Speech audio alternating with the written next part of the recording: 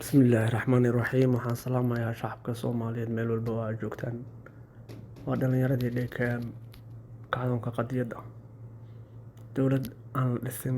qadiyad la'aan weligeed ma dhisanto waxa aad ku daalaysaan oo dhanna waa khasaaro qoom marka la helo waxaa la yidhaahdaa waa qoom balaas qadiyad igwal qaran qoomku waa in qaran qadiyad loo helo kadib bay qaran noqdaan laakiin dadka la jeedo mabaadii lacageed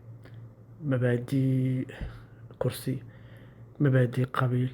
mid la afkaara ka mid a dowlad looma dhisi karo adduunka aad soo martoo dhanna u fiirso dowlad aan qadiyad lagu soo dhisan ma jiraan qadiyadda ayaa dowlad noqoto qaranna noqoto laakiin wax aan qadiyad lagu dhisin oo dowlad lagu dhisin waxaana noo keeno dhanna waxa anaga leenahay ma aha kulli waa wax dadka leeyihiin dastuurkan anaga malin koraan nagu keenay muxuu ahaa madaxdii anagu ma lihin oo soomaaliya dhexdeeda kama imaanin waa dad jiibab ajaanibi ku wada jiraan haddaba anigu guushii aan rabay hadday taagan tahay dhalinyarada soomaaliyeed ee boqolkiiba 75 kusoo biirka xanuunkan qadiyadda t v waa 6 bilood waxa dowladda aad ku helayso bil kale kaama beel daroobayso ballan waayo waa bisha ugu horeyso oo dib u heshiisiinta ummadda Soomaaliya loo sameeyo iyo nimankan argagixisada oo meel la saarayo iyo qadiyadan dhisan ee Soomaalimada cadaaladda iyo sinaanta iyo kitaabka Ilaahay ah waxaan noqonaynaa nation hal mar kaca oo dad yar iyo weynba shaqada isla qabta hal marna xawaaro ku jira 20 sano ka badan lagu sameyn lahaa waxaan lagu sameynayo sidaa awgeed walaalayaal shaqsi la taageero waxba ma tarayso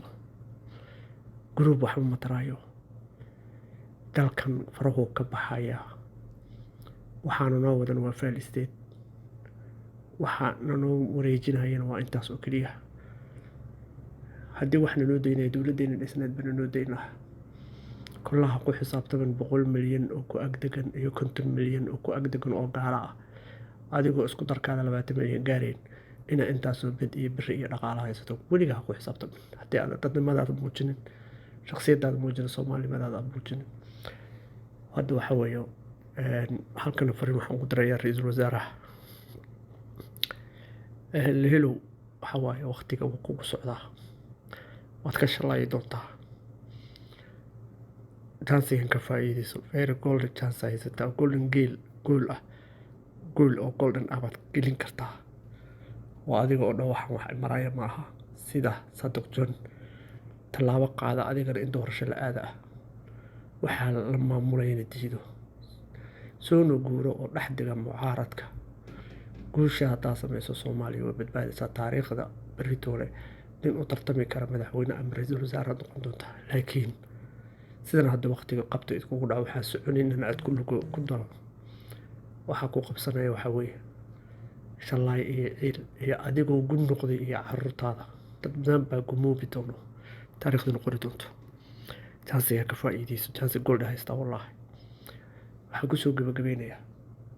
dhalinyarada Soomaaliyeed shanta Soomaaliyeed ee la soo socotay waa xilliga halkan wax aan ku sheegay oo aan soo dhicin hadda aragto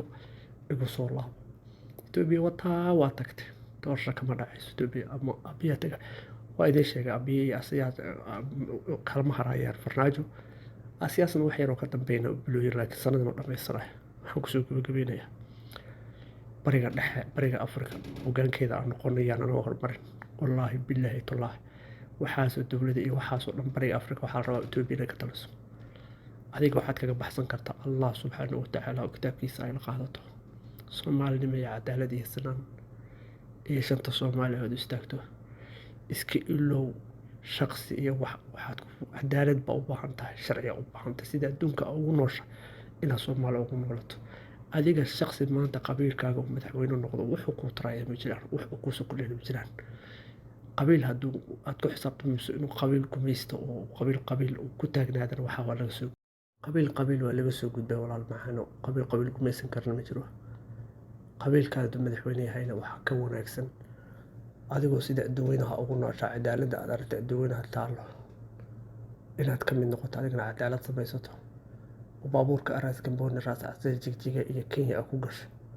cid ku istaajisay cid wax kugu fashay aysan jirin qofka aad isqabsatana sharciga aad fuulayso qof kastoo Soomaali inta hadduu helo waxaan noqonaynaa jasiiradda ugu qani ah oo Dubayda Afrika noqonaynaa wallaahi billaahi tallaahi Afrika oo dhan u talleynaa laakiin adiga wax qabsan karayo iska ilowna adeerka iska ilow qabyaaladaada iska ilowna shisheeya ku xisaabtan maxaa aniga qabsan karaya ku xisaabtan inaad u dadaasho inaad sharciga taagto ku xisaabtan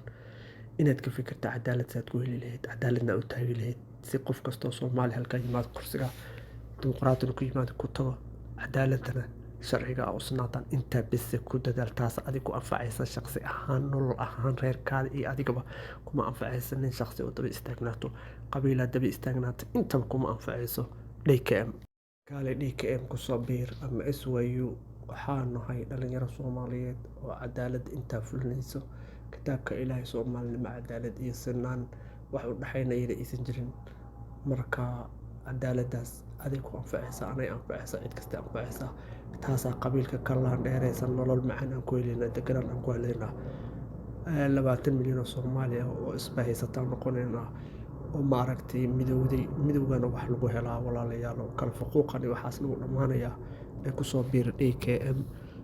ku soo biir channelka kacdoonka qadiyada TV ee DKM iyo SYU